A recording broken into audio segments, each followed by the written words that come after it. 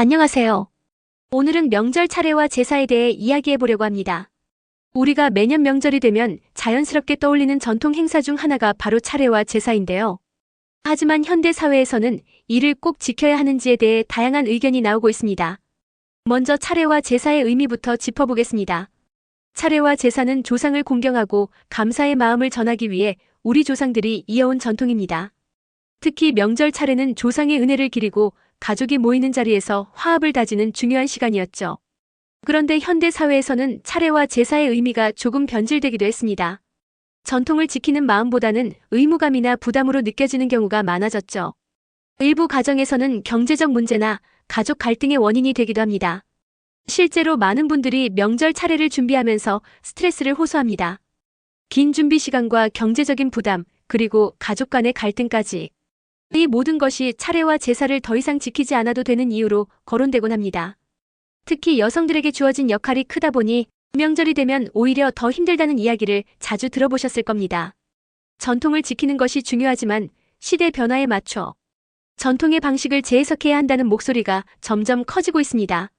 이 질문에 대한 답은 가정마다, 개인마다 다를 수밖에 없습니다.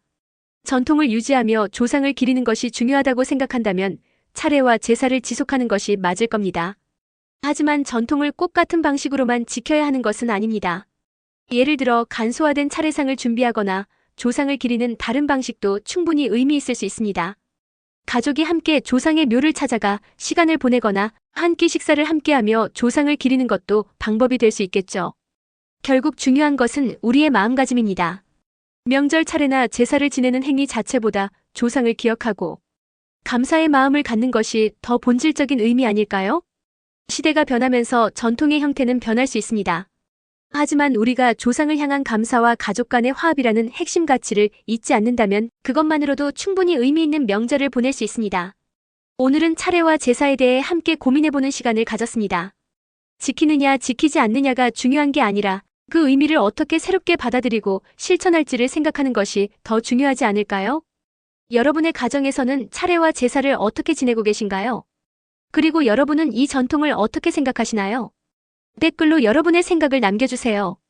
오늘도 행복하고 뜻깊은 하루 되시길 바랍니다. 감사합니다.